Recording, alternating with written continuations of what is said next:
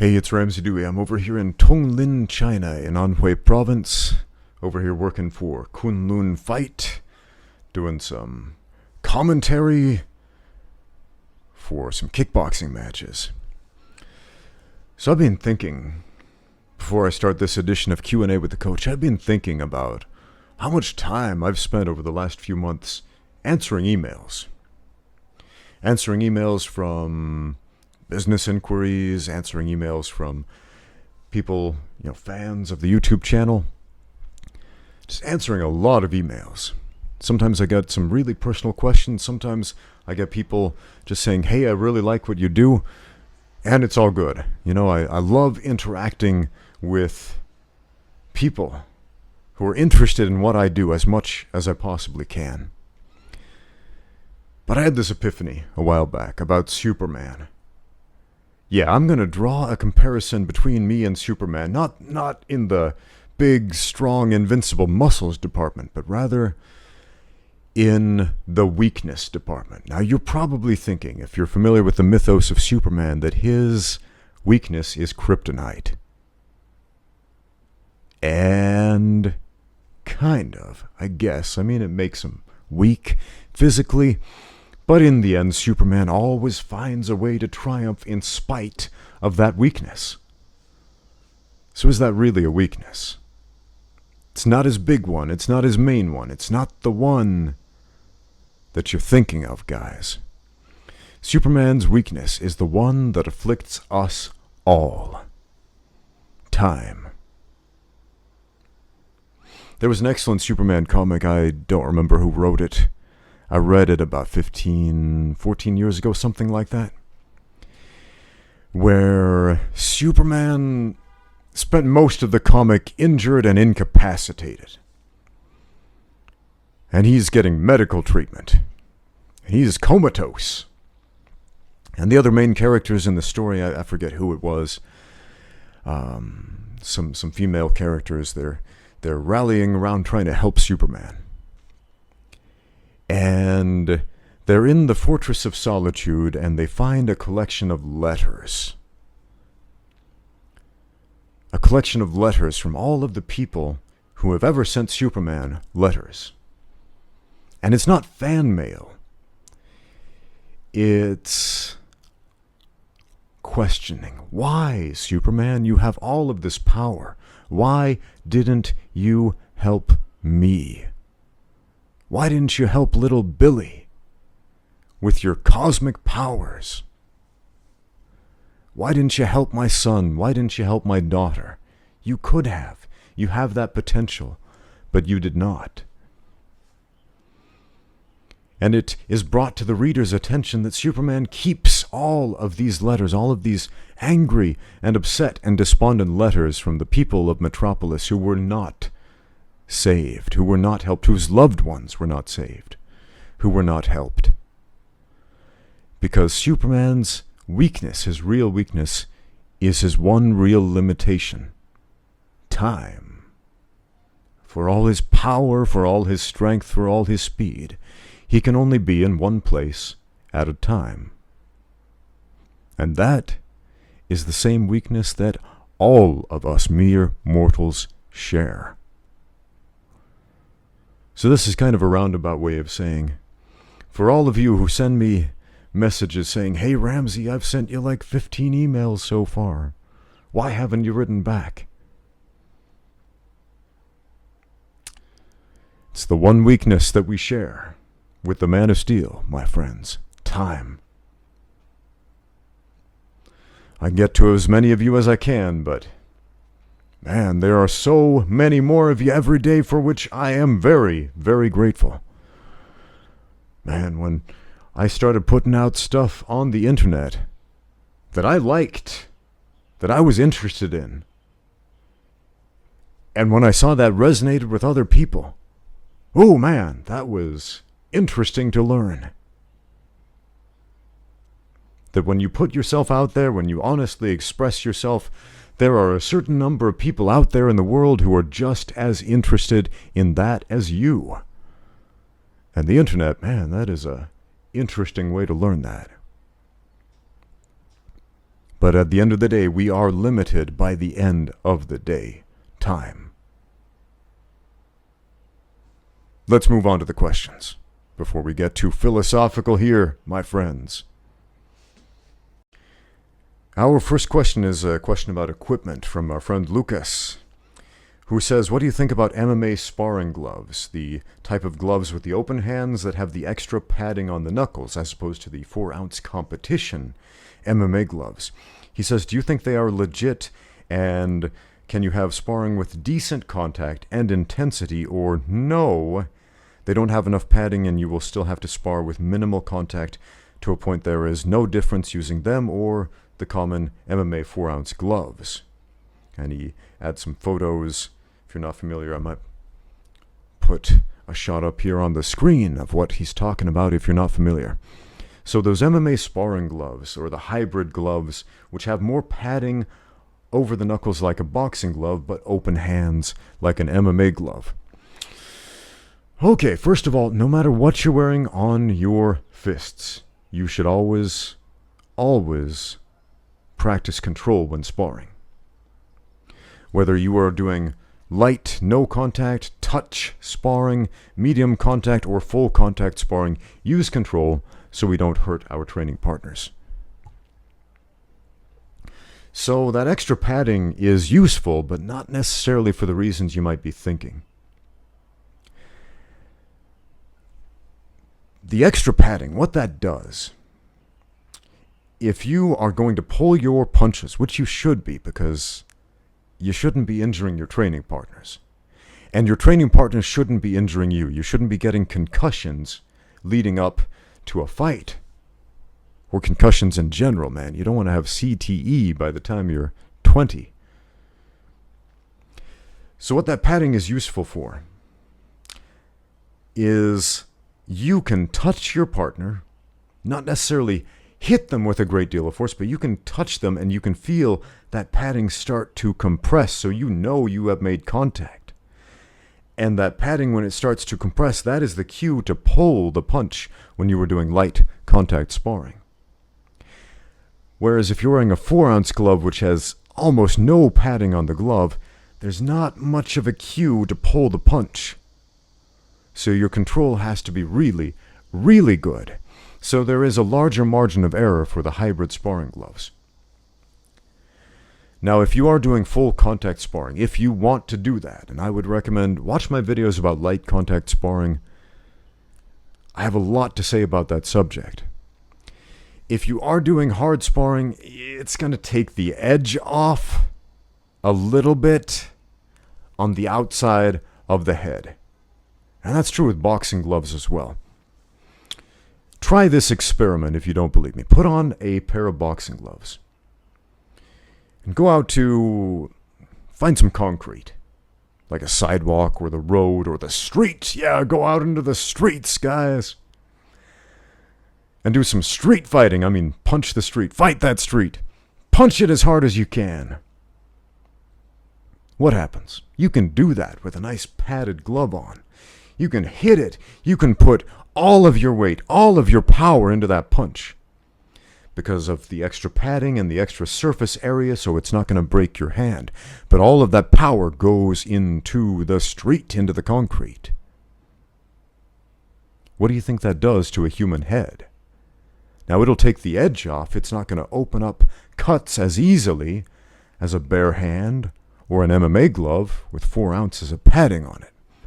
But all of that force goes in here, into your brain, and it's going to do brain damage ultimately. So use control no matter what you're wearing. At the same time, the extra padding will allow you to have an extra measure of control over when you pull the punch. Next question. I had a number of questions on the subject of palm striking versus closed fist striking for the streets, yo! Give it up for the Master Wall. For the streets, yo. In the sport of MMA, it's pretty much a no contest. Punching is better because your hands are all wrapped up and gloved up, and so that closed fist becomes a superior weapon to the open hand and the glove. But without the gloves, what's better? What's more effective? You can find all kinds of people debating over this subject, but I'm going to try to settle this debate with a challenge to you. Go to the internet right now. Go to YouTube right now. And look up the following. Find as many videos as you can of open hand strikes finishing a street fight. Find as many as you can. Open hand strikes, palm strikes, finishing a street fight, ending it. Okay? Next, go find as many street fight videos as you can of a closed fist strike, finishing the fight, ending it. Now, what did you find?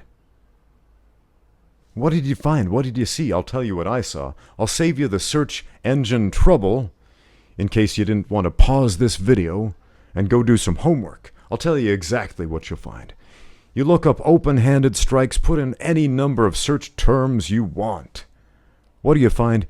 You find videos of self-defense gurus pontificating about how important it is to strike with your open hands in a street fight because you might break your hands. And that is a possibility. You might break your hands.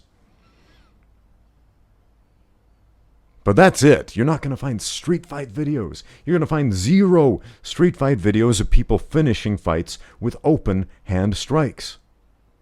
I wonder why. Look up the opposite, on the other hand. How many videos will you find of people finishing fights with closed fist strikes? How about all of them? How about every single last one of them? So, draw your own conclusions, my friends. Draw your own conclusions. You might, and this is a might, you might be safer as far as breaking your dainty little finger bones with palm strikes. However, as far as finishing power, it seems to be a no contest. Closed fist for the win. Next question. Our next question comes from It's Mr. Fire, who says, Ramsey Dewey, what is the worst position you could be in jiu-jitsu? Okay. I would say any of the ones that kill you are pretty bad. It's hard to pick one because there are a lot of positions in Brazilian jiu-jitsu that will kill you if you follow through with them. The rear naked choke, the guillotine choke, the Darce choke, the anaconda choke, all the Bravo chokes, all the collar chokes, the triangle choke, the go-go plata. Man, all of those will straight up murder you if you don't let go. All the neck cranks. Yeah, neck cranks are a part of Brazilian Jiu-Jitsu, even though they are banned under IBJJF rules. The twister, that'll paralyze you, man. That'll break your neck. Jaw cranks, that can break your neck too. Yeah, man. All those jiu-jitsu moves that'll kill you, those are the worst ones.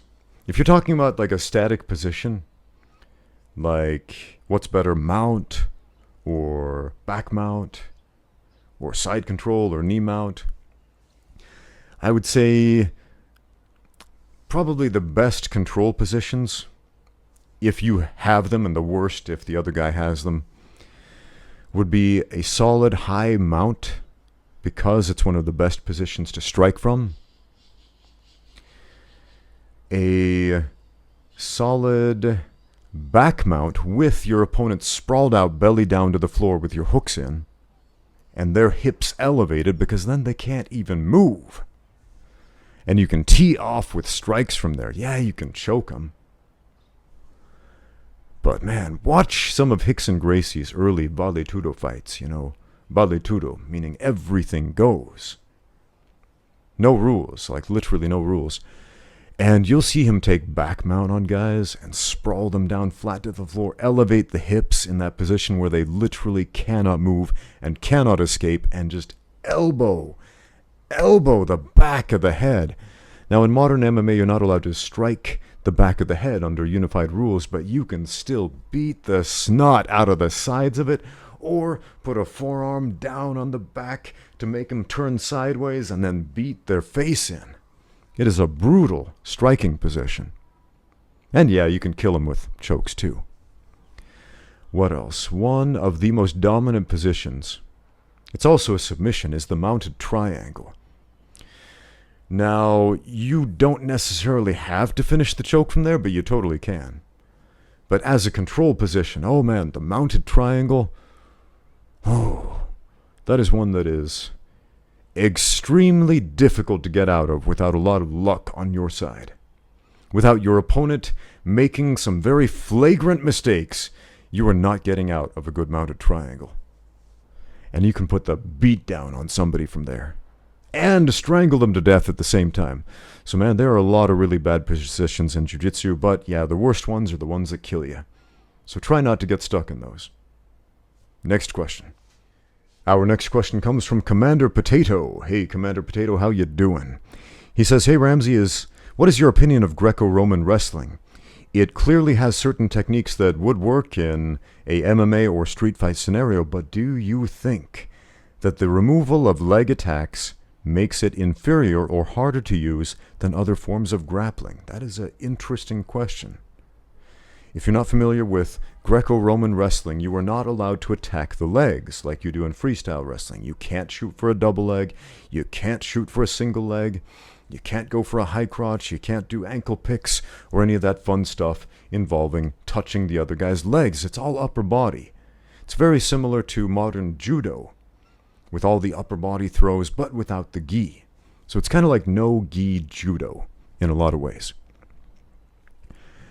And because of the limitations and because of the rules, a lot of people might think, well, that must not be very good for a sport like mixed martial arts that has such freedom of expression, where you can use so many different techniques. And yet, for some reason, the most dominant athletes in mixed martial arts historically have been Greco-Roman wrestlers. Why? There's a lot of debate on this subject on the internet. Why? I've heard people argue, well, it's because they're tough, and Greco-Roman wrestling is tough, and it makes you tough, and you gotta be tough to be a cage fighter. And that's true. All of that is true. And I won't disagree with it. But I will offer you this, my friends, that the limitations are actually the strength of Greco-Roman wrestling. Giving yourself limitations is not cutting yourself off from something good. It is allowing you to build yourself up into something better, because without the limitations, we will never ask the right questions. And if we do not ask the right questions, we will never find the right answers. And so because of the limitations, you can't touch the legs, you can't attack the legs. We have to find a different way. We have to find a better way to do it. We have to get stronger. We have to get tougher. We have to get better. We must become a better athlete to compensate for that. Now, this isn't true for all martial arts. Look at Taekwondo, for example.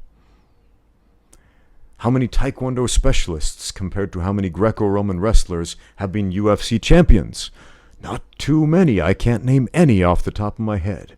I mean, there are some fighters who have cross-trained in a whole bunch of different styles, like Anderson Silva, who's got black belts in everything, including Taekwondo. But I'm talking about guys who come from a strict Taekwondo discipline and nothing else, who went into MMA and succeeded. We're talking about 0 guys in that category. Why do I bring up Taekwondo? Because it's a martial art, it's a sport with a lot of limitations. You cannot punch the head, you can kick the body, you can kick the head. You have to follow this specific set of rules. There's a lot of limitations. There's a lot of structure. And because of that structure, Taekwondo players are very proficient kickers. The good ones, anyway. I mean, there are some terrible Taekwondo athletes out there. 5-year-olds running around wearing black belts these days. What's that all about, guys? Cut it out if you're giving 5-year-olds black belts. Anyway, I'll save that tirade for another time. But it's the nature of the sport. All fights will become a grappling situation at one point or another. Boxing matches become grappling situations at one point or another. They will tie up. Kickboxing matches, they will tie up. Muay Thai fights, they will tie up, and they do grapple. All striking styles, all striking sports, they will tie up, they will clinch up, they will hug eventually. And then they'll break, and then they'll strike some more. So if we take away the rules, what happens in a no-rules fight or an MMA fight with very limited rules? Eventually, the strikers are going to tie up, and the better wrestler is going to win in that clinch situation. And who trains for a clinch situation? Greco-Roman wrestlers. That's who. Who trains to control and dictate the fight in the clinch? Greco-Roman wrestlers. That's who. And that, my friends, is why. Next question. Our next question goes as follows. Dear Ramsey, I've been a long-time fan of your channel, and I have a simple question.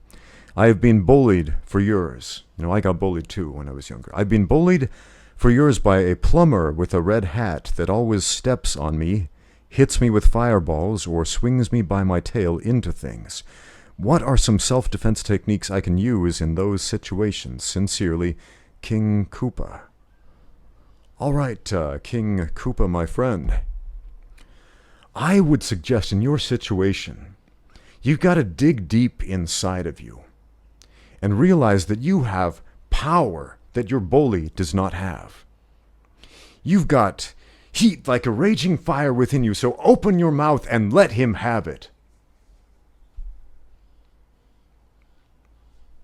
Maybe I'm talking about talking to the guy, reasoning with him. But no, this doesn't sound like a man that can be reasoned with. I would say build a series of death traps disguised as obstacle courses.